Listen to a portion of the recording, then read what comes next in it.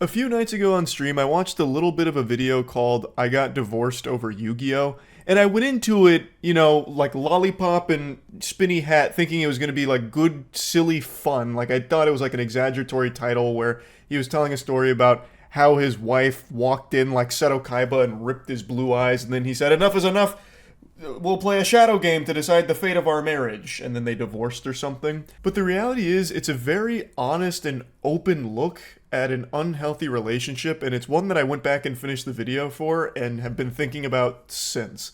So in a nutshell, this guy had a YouTube channel that was dedicated to Yu-Gi-Oh! And he was actually paying his bills through the content he was making. So it's not like this was a hobby that was destructive to him. He wasn't going out on the streets and selling his butt for Yu-Gi-Oh! Briefcases of cards. Like, he was making a living through Yu-Gi-Oh! And his YouTube channel, but his wife didn't really like it. She didn't have any respect for it, and it basically boiled down to he married like his number one hater. And she eventually wore him down enough to the point where he did abandon the hobby and his YouTube channel because she just thought it was kind of cringe, I guess.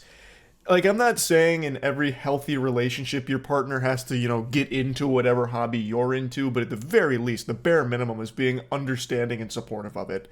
Like, I'm not saying she had to go out there and get a tier 0 deck or learn how to pendulum summon so she could start banishing assholes to the Shadow Realm, but maybe don't be constantly spitting and shitting on your husband for something that he's clearly passionate about and something that is actively making him money. I got divorced over Yu-Gi-Oh! I need to say this. Let me just say it straight out the way. I am no longer married, and I'm divorced. More time for Yu-Gi-Oh! You can grind. YCS pretty soon, I think.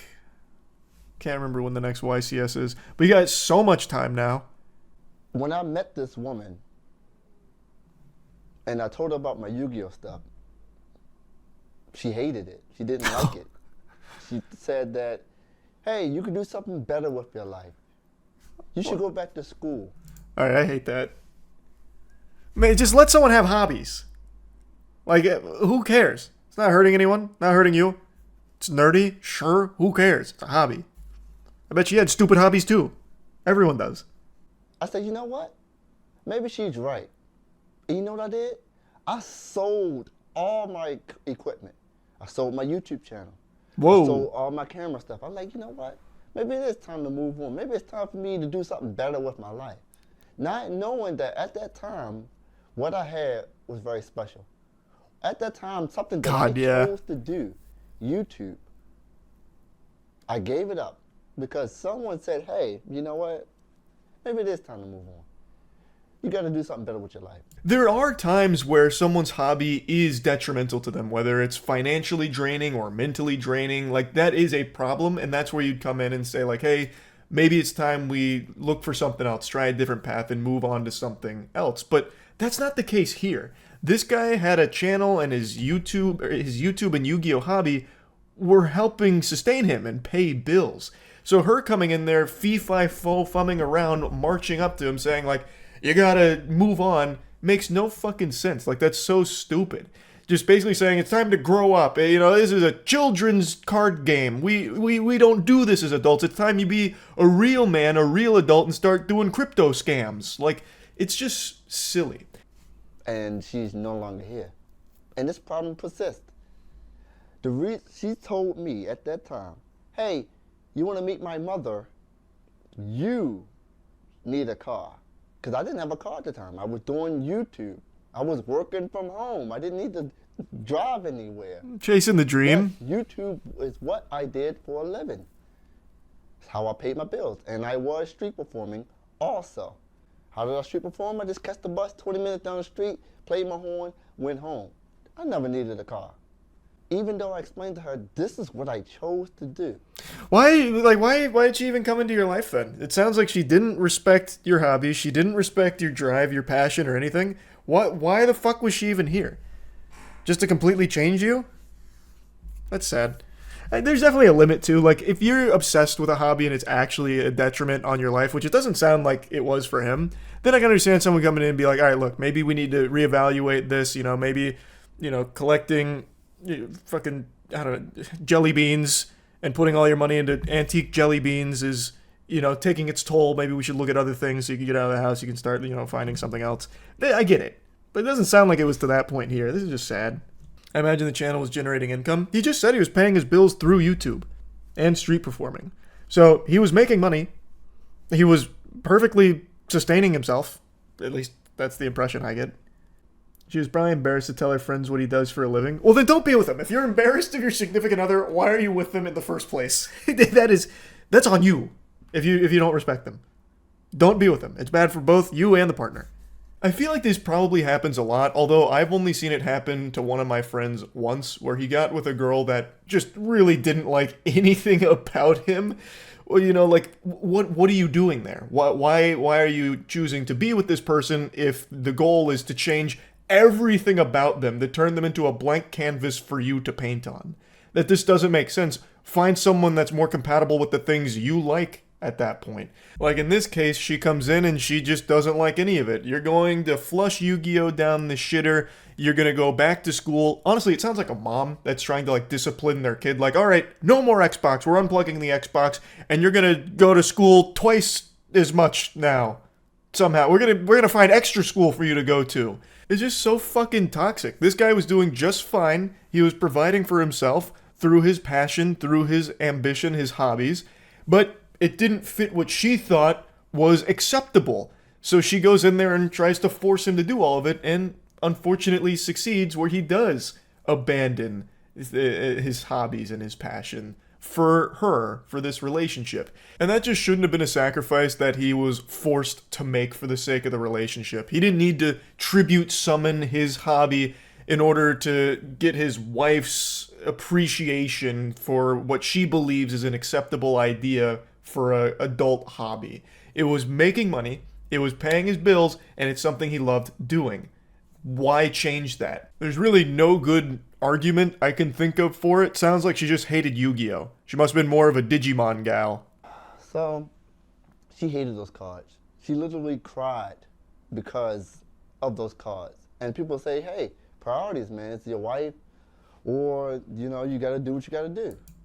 You tell me your wife was crying about Yu-Gi-Oh cards. But then I'll be back at that point where I'm giving up things that I like, things that's a part of my life, for someone else to feel happy. And I feel miserable in the process. I love that. I miss that. Why can't she come along with my journey instead of scrutinizing me? And then that's money gone from me. It's not about the money, but that was money gone from me. That was his career. Man, what a disaster. What a shame. Imagine your Yu-Gi-Oh passion being so epic it makes your wife cry. My husband has mastered the shadow games. Damn! Fuck! I'd want nothing more than my partner loving their job, man. I'd cry tears of joy. I imagine that's how it works in most healthy relationships, brother. I feel like it's kind of important to have, respect. You know what I mean? I feel like that's kind of basic. He triggered her trap card of divorce. Now, another thing I was thinking about when I went back and watched the whole video is that there is a time where a hobby becomes too consuming, where it starts straining the relationship. Maybe he was always fiddling around with those Yu-Gi-Oh cards, by candlelight in a dark room, and, scratching at his neck for more Yu-Gi-Oh cards and ignoring his wife and letting the relationship start to crumble around him because it's always Yu-Gi-Oh all the time. But I don't think that was the case here. And you'll see why I think that in a moment, the more he explains about how it got to that point. And it's not all about Yu-Gi-Oh! He does talk about how a big part of his life has always been music and street performing, and even that wasn't acceptable to her or her parents, really. I met the parents. They asked me, hey, what do you do for a living? I had to tell them I am a musician. I couldn't tell them I was a street musician. I am a musician. Then they said, hey, you have a degree? I said, I don't have a degree. My ex-wife parents did not speak to me for 2 years and told her not to marry me because I don't have a degree. That's fucking brutal, and to me, it blows my little noodle because this guy was doing so fine on his own. He was paying all of his bills. He was living just fine with the money he was making through Yu-Gi-Oh! YouTube content and street performing music. And he'll talk about it in a moment, he was making enough money where he could provide for both himself and his wife through those passions. Yet they wanted him to just burn it all to the ground, fucking salt the earth so he could restart with what they think is acceptable, which was going back to school to get a degree and getting a 9-to-5 job. Both things that he did do. Well, he got the 9-to-5 job and attempted school, but school wasn't working out super well for him. But he did everything for that relationship to try and make her happy and be like an acceptable partner in his ex-wife's parents' eyes. So I give up this YouTube thing. I give up my entrepreneurial things. I try to do something that's not innately a part of my strengths at all because I'm thinking I'm in love to do something for somebody to prove something. So when we got married and we moved out to Baltimore to somewhere else that I didn't want to be, she said, hey, how come you're not paying the bills? And I was like, what? I have a job. I have a 9-to-5 job.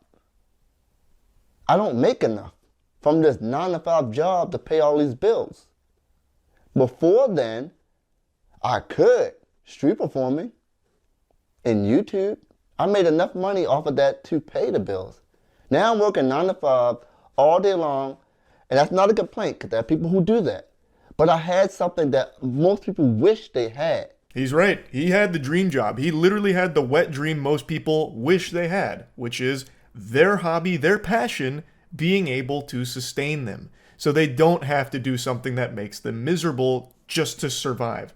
And he says, like, he gave all of that up for her and this relationship and that new shiny 9-to-5 that he got, all to please his wife because she believed that that was the only real way to grow up and, you know, move on from Yu-Gi-Oh! And street performing music. Well, that 9-to-5 couldn't pay the bills for both of them. And that's the unfortunate reality of where America is right now. I've talked about this a lot.